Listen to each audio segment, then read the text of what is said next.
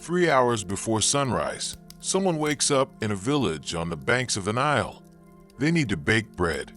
Their neighbor is getting ready to go to the fields. Another will say morning prayers at the temple. These are ordinary people, not pharaohs, not priests, not soldiers, just people living, working, laughing, crying. Today we will look at daily life 4,000 years ago. We will see not pyramids, pharaohs, or gods, but streets, houses, food, and quarrels. This is a bedtime documentary. If you're tired, close your eyes. If you're curious, listen. Either way, we're journeying into the daily life of ancient Egypt. But have you ever wondered, how did these people wake up in the morning? There were no clocks, no alarms. So why are pyramids, pharaohs, and golden masks the first things that come to mind when ancient Egypt is mentioned? But behind these massive structures were millions of ordinary people.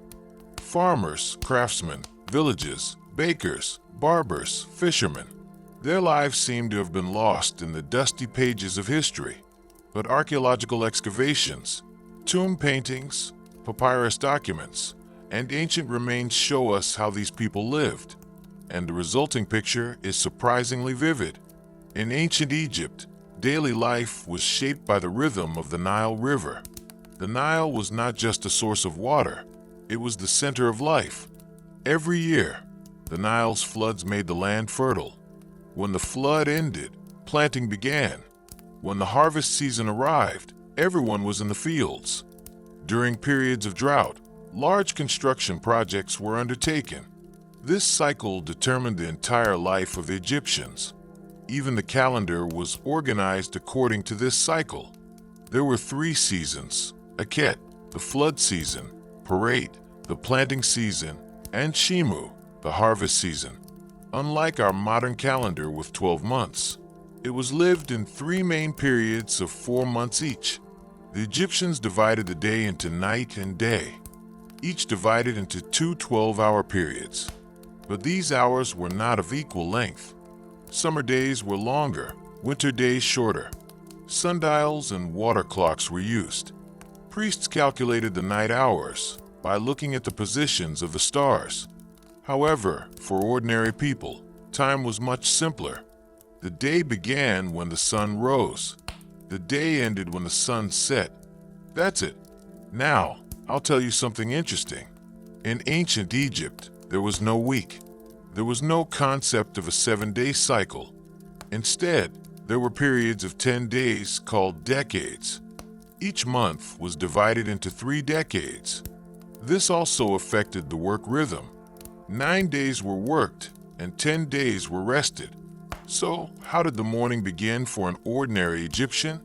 We'll look at that now. In a village house, the morning began before sunrise because daylight was very precious. Candles and oil lamps were expensive, so people got up early to take advantage of the first rays of the sun. Houses were generally made of mud bricks. Mud bricks were a mixture of Nile mud and straw. They were dried in the sun and then used like bricks. This building material was cheap and abundant. However, its durability was limited. It could melt if it rained. But rain was very rare in Egypt, so it wasn't a problem. The interiors of the houses looked quite simple. The houses of the wealthy were larger and more ornate. However, the houses of the poor were very small. They consisted of 1 or 2 rooms. There was little furniture. People sat on straw cushions. Wooden stools were a sign of wealth. Beds were often made of straw. The wealthy had wooden bed frames. But most people simply slept on mats on the ground. First thing in the morning was washing their faces. Egyptians placed great importance on cleanliness. Water was brought from the Nile and stored in large earthenware jugs. Soap didn't exist yet. Instead, they used a mixture of natural oils and a salt called natron. Natron was an alkaline substance that could dissolve oils. It was also used in mummifying the dead, but it was also useful for daily cleaning. Egyptians liked to shave their bodies. Both men and women kept their hair short. Some shaved completely. Wigs were very popular.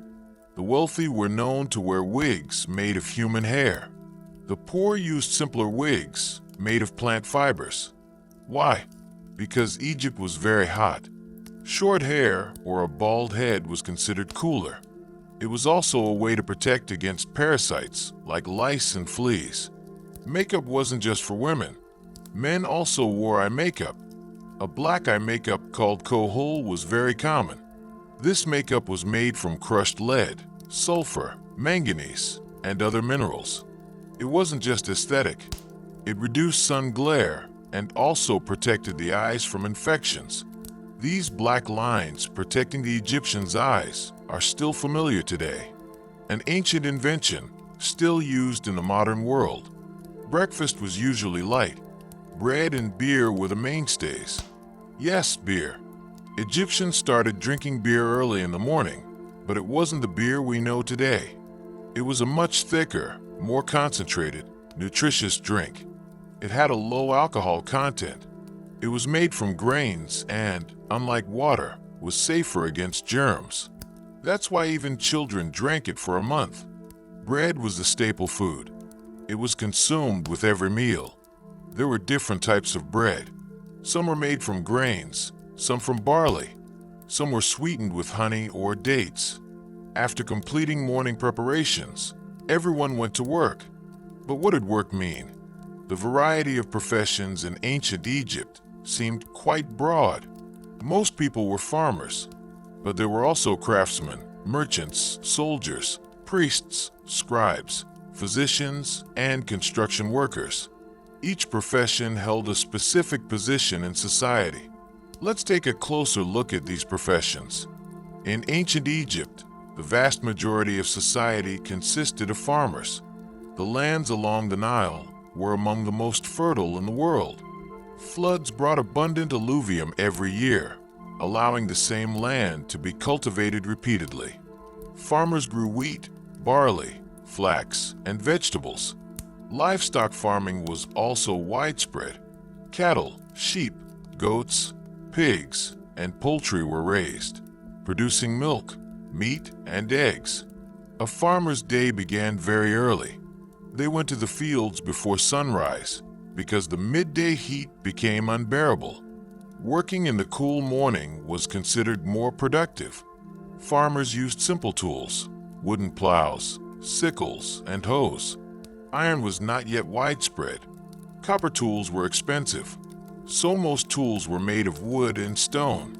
Oxen were used to plow the fields, but not every farmer owned oxen. In such cases, work was done with hands and simple tools. Irrigation was the most important part of agriculture. When the Nile flooded, the water spread across the fields.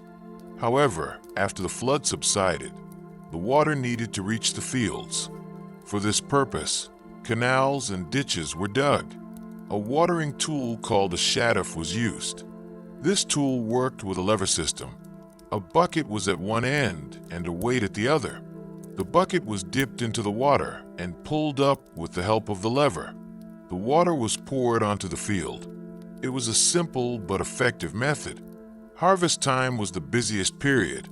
The whole family would go out to the field. Even the children would help. Wheat and barley were cut with sickles. The ears were gathered and threshed in the threshing floor. The grains were separated from the chaff. Then they were transported to storage facilities, like granaries. However, the harvest did not belong only to the farmer. The state collected its tax. The tax system in Egypt was very strict. After the harvest, government officials would come, count the crop, and take a certain percentage. Farmers were often forced to give more than half of their produce to the state. This made life difficult. But farming wasn't the only profession. Craftsmen were an important part of the Egyptian economy. Potters, weavers, carpenters, blacksmiths, leatherworkers, jewelers, sculptors. Each craft required years of training. It was usually passed down from father to son. A potter's son would become a potter. A carpenter's daughter would learn weaving. However, This wasn't a strict rule. A talented person could also pursue a different profession. Craftsmen worked in workshops. In large cities, there were craftsman districts. Those practicing the same trade worked side by side in shops. Customers would come, place orders, and products would be prepared. Some craftsmen worked for the palace or temples. This meant secure employment. Regular food, housing, and pay were provided. However, there was little freedom. You couldn't work as you wished. The state determined what to do and when to do it. Weaving was mostly women's work. Linen was Egypt's most important textile product. Fiber was obtained from the flax plant, spun into yarn, and then woven on looms. Linen fabrics were light and cool, ideal for Egypt's hot climate. The wealthy wore finely woven linen, while the poor used thicker linen. Colored dyes were also available. Fabrics were colored with plant-based and mineral dyes.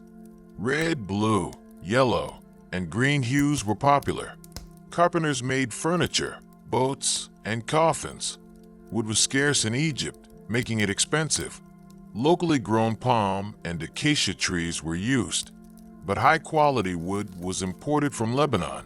Cedar was the most valuable wood. Only the wealthy and the palace could afford it.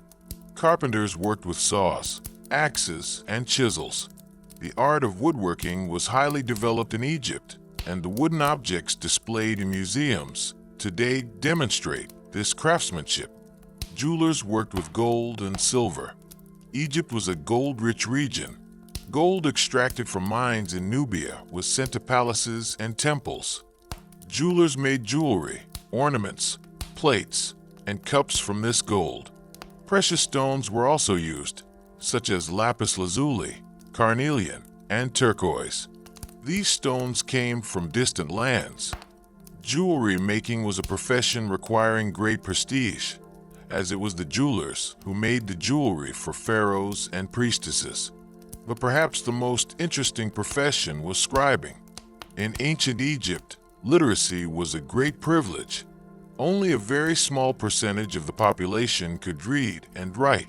Scribes held a respected position in society because they controlled information. They wrote on papyrus and kept records. Taxes, treaties, court decisions, and temple records were all recorded by scribes. To become a scribe, one had to attend special schools called life schools. These schools were usually attached to temples. Children started school at the age of 5 to 6. They were taught hieroglyphic writing. Hieroglyphs were a very complex system. Hundreds of symbols had to be memorized. Becoming a scribe required years of hard work, but the reward was great. Scribes did not do physical labor. They sat at desks and wrote. Clean hands were a sign of their social status. Now, let's ask an interesting question. What did the soldiers do? Egypt is often known as a peaceful state. However, this is not entirely true. Egypt frequently waged war with neighboring communities. They launched expeditions into Nubia, Libya, and Asia. Therefore, a regular army was needed. Soldiers were usually recruited from among the farmers. There was a compulsory military system. However, professional soldiers also existed. A large army was formed, especially during the New Kingdom period. Soldiers were trained rigorously. They were taught physical fitness, weapon use, and discipline. They used bows and arrows, spears, swords, and shields.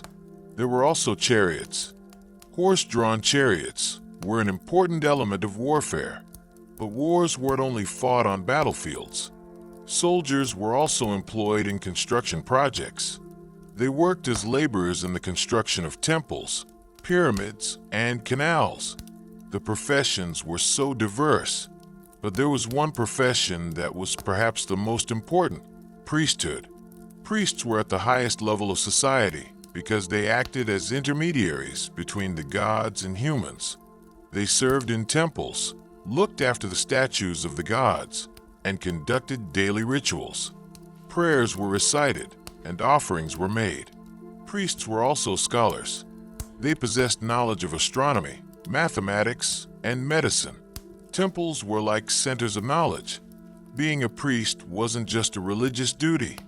It also meant economic power. Temples owned vast tracts of land. Thousands of laborers worked for the temples.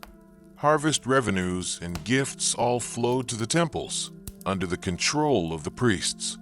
Therefore, the priests were not only religious leaders, but also holders of economic power. There were so many different professions, but they all had one thing in common. They all worked in rhythm with the sun. They would start work in the midday heat. Some would rest in the shade. Some would return home. They would have lunch, take a short nap, and then resume work towards evening. At sunset, everyone would return home. But what happened at home? What was family life like? We will explore this now. In ancient Egypt, the family was the cornerstone of society. Marriage was very important, but marriage wasn't a romantic concept as we understand it today. It was more of a practical agreement. Families arranged for their children's marriages. Sometimes children were betrothed while still very young. However, the marriage age was generally young adulthood. Girls married at 14 to 15 years old, and boys at 18 to 20 years old. The marriage ceremony was simple. There was no grand wedding ceremony. Only family and close neighbors would gather. A few sacrifices were made, and a meal was eaten. The bride's father provides the dowry. The bride would then move into her husband's house. The dowry usually consisted of things like furniture, fabric, and jewelry. However, in poor families, the dowry was very small. Sometimes just a straw mattress, a pot, and a few dresses were considered sufficient. The roles of men and women in marriage were clearly defined. The man provided for the family, working in the fields, workshops, or other jobs. The woman managed the household, cooked, and cared for the children. However, this did not mean that women were worthless in society. On the contrary, Egyptian women had far more rights than those in other ancient societies. Egyptian women could own property, shop in their own name, divorce, and testify in court. Some women even became pharaohs. Hatshepsut Nefertiti and Cleopatra are examples of powerful women who have gone down in history. Of course, this did not mean that every woman was free. Most women worked at home, raised children, and served their husbands, but at least they had legal rights. Children were the most valuable asset of the family because they were the future.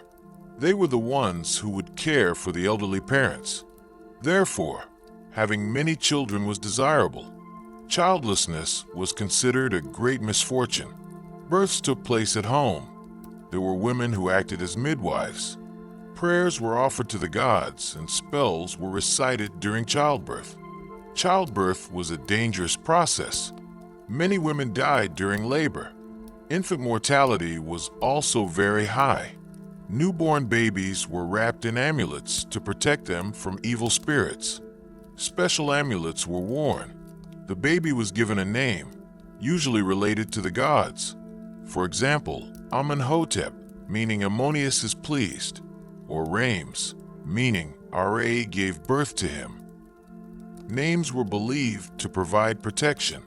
Children started working from a young age. Children aged 5 to 6 helped their parents. Girls helped their mothers with housework, while boys learned their fathers' trades. There was also time for playing. Toys have been found in archaeological excavations, wooden animal figures, dolls made of clay, and hoops. Children ran and played in the streets, but playtime was limited because they had to work. Education was a privilege only for the wealthy. Most children did not go to school, learning trades from their fathers. However, children from wealthy families had private tutors or were sent to temple schools. Reading, writing, mathematics, and astronomy were taught here. Children, especially those aspiring to be scribes, received years of training. Dinner at home was a time when the family gathered together. Meals were generally simple: bread, vegetables, fish, sometimes meat. The wealthy ate a more varied diet. The poor were content with simpler things. However, everyone had bread and beer on their table. Meals were usually eaten in silence, but sometimes accompanied by music and storytelling. The elders of the family would give advice to the children and tell stories from the past. At night, candles or oil lamps were lit in the house, but these were expensive. Therefore, most people went to bed early. It made sense to go to bed early, since they would have to get up before sunrise. Beds were mats spread on the floor. Some used wooden pillows. Yes, the pillows were made of wood. It may sound strange, but this prevented the hair from getting messed up. It was especially important for those who wore wigs. Marriages did not always end happily. Divorces occurred. In Egypt, divorce was legally possible. Both men and women could request a divorce. Reasons for divorce included infidelity, mistreatment, and childlessness. In case of divorce, the woman would get her dowry back. Children generally stayed with their mothers. The husband was obligated to pay alimony. Egyptian law seemed quite fair in this regard. Widowhood was also common. Wars, diseases, and short life expectancy meant many people died prematurely. Widows usually returned to their families or remarried. Widows also quickly found new wives, as housework and childcare were things that someone had to do. Old age was a respected period. Elderly people were given a special place in society. Their wisdom was valued. However, old age also brought challenges, health problems, mobility issues. But the family cared for the elderly. Abandoning them was considered a great shame. Family life seemed simple, but simple didn't mean shallow. On the contrary, it was a life of solidarity interwoven with strong bonds. People supported each other. Neighbors helped in difficult times. Society was more important than the individual. This understanding formed the foundation of Egyptian society. Now another topic has arisen. What did the Egyptians eat? How did they cook? What did their tables look like? Food culture is very important for understanding a society, because food is not just about satisfying hunger. It is also related to culture, beliefs, and social structure. Now let's delve into the cuisine of ancient Egypt. The foundation of Egyptian cuisine was grain. Wheat and barley were the main sources of the daily diet. Bread was eaten at every meal, morning, noon, and evening. There were many varieties of bread. Some were flat, some were leavened, some were mixed with dates or honey, some were flavored with onions or spices. The wealthy ate white bread made from fine flour. The poor were content with thicker, whole-grain bread. Bread making was the work of women. The grain first had to be ground. It was ground by hand in stone millstones. This was a very laborious process, taking hours. The ground flour was mixed with water to make dough. The dough was leavened with yeast, or it could be baked without yeast. Baking was done in clay ovens. Fires were lit using wood or animal dung, and bread was baked. It was an indispensable part of Egyptian cuisine. Beer wasn't just a drink, it was a source of nutrition. Beer was drunk every day, with every meal. Children, women, men, the elderly, everyone consumed beer. Beer making was similar to bread making. Grain was fermented with yeast, resulting in a thick consistency. It had a low alcohol content and was much lighter than modern beers. However, it was highly nutritious. Vegetables were abundant on the Egyptian table. Onions, garlic, lettuce, leeks, cabbage, beans, chickpeas, lentils. These were either eaten fresh or cooked. Vegetable soups were very common. Olive oil was not available. Instead, sesame oil and linseed oil were used. Sometimes animal fats were also used. Fruits satisfied the need for sweets, as sugar was not yet known. Honey was the only sweetener, but it was expensive. Therefore, dates were very popular. Dates were sweet and nutritious. Figs, grapes, and pomegranates were also cultivated. Fruits were either eaten fresh or dried for preservation. Dried fruit was consumed in winter. Fish was an important source of protein. The Nile River was teeming with fish.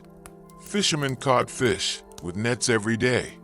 The caught fish were consumed fresh or preserved by salting. Dried fish lasted a long time. Some fish were roasted over coals. Some were made into soup. But there was something interesting. Priests did not eat fish. Fish was forbidden in some religious ceremonies because certain types of fish were associated with the gods. Meat was the privilege of the wealthy because it was expensive. Beef was the most valuable. However, most people could not eat beef. Sheep, goat, and pork were more common. Poultry, such as chicken, goose, and duck, was also consumed. But even these were not things that could be eaten every day. Meat was eaten on special occasions, holidays, and religious ceremonies. A poor family would eat meat a few times a year and subsist on vegetables and fish for the rest of the time. Cooking methods were simple. Boiling, roasting over coals, and soups were made in large cauldrons. Meats were skewered and roasted over a fire. Spices were used. Cumin, coriander, fennel, anise. Egyptians loved to add flavor to their food. Salt was also important. Natron salts were used both as flavorings and preservatives. Table manners were simple. The wealthy had low tables in their homes. People sat on cushions on the floor. Plates were made of clay or wood. There were no forks. Food was eaten with hands. Bread was used like a spoon. A piece of bread was broken off, and food was taken with it and brought to the mouth. Hands were washed after meals because they would become dirty. Besides beer, water was also drunk, but the water wasn't always clean. Nile water was sometimes contaminated with germs. That's why beer was preferred. There was also wine. However, wine was the drink of the wealthy. Wine was produced from vineyards and stored in large jars. Red and white wines were made. Wine was drunk on special occasions. Wine was offered to the gods in temples. Wine jars have been found in the tombs of pharaohs. They were prepared for drinking in the afterlife. Eating wasn't just about nourishment, it was also a social event. The wealthy held lavish feasts. Guests were invited, and plenty of food was served. Musicians played, and dancers performed. The finest dishes were offered at these banquets: goose, duck, beef, desserts, fruit, wine. Guests ate, drank, and enjoyed themselves for hours. But for the poor, the meal was much simpler. A bowl of lentil soup, a piece of bread, and a few onions. These were their daily meals. Sometimes, meat wouldn't be seen for days, but hunger was rare in Egypt.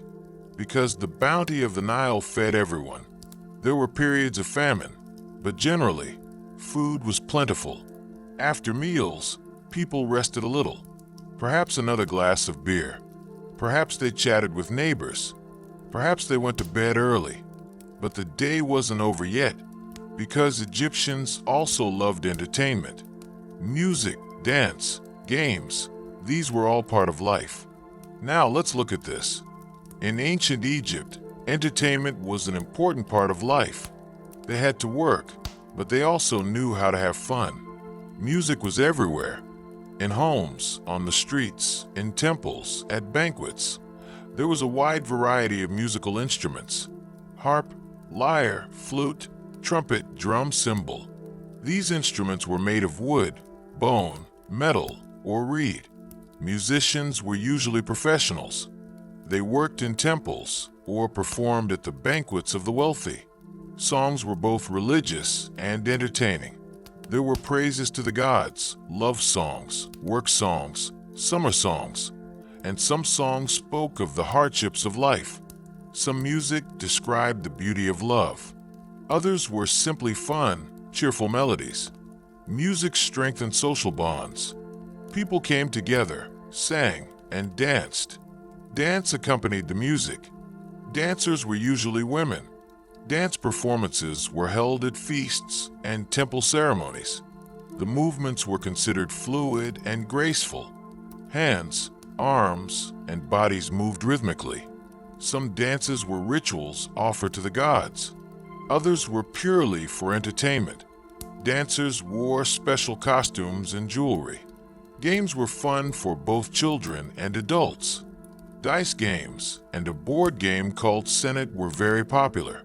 Senet was a strategic game like chess. Two people played it.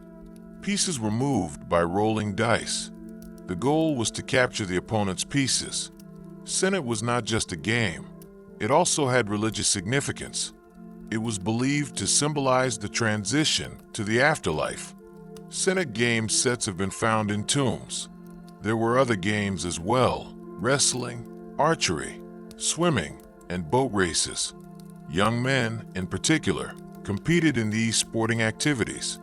Wrestling matches attracted huge crowds. Wrestlers, with their oiled bodies, would face each other, trying to throw one another to the ground.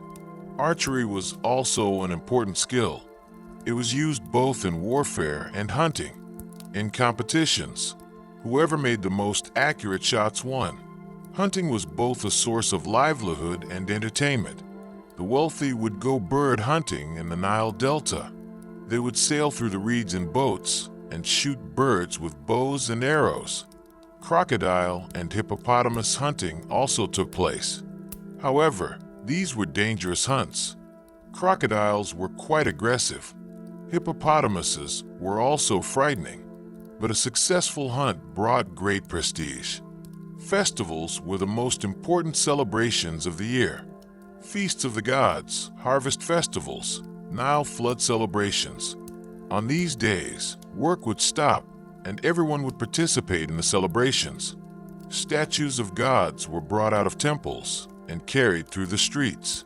Music was played, people danced, and food was eaten. People wore their best clothes and jewelry.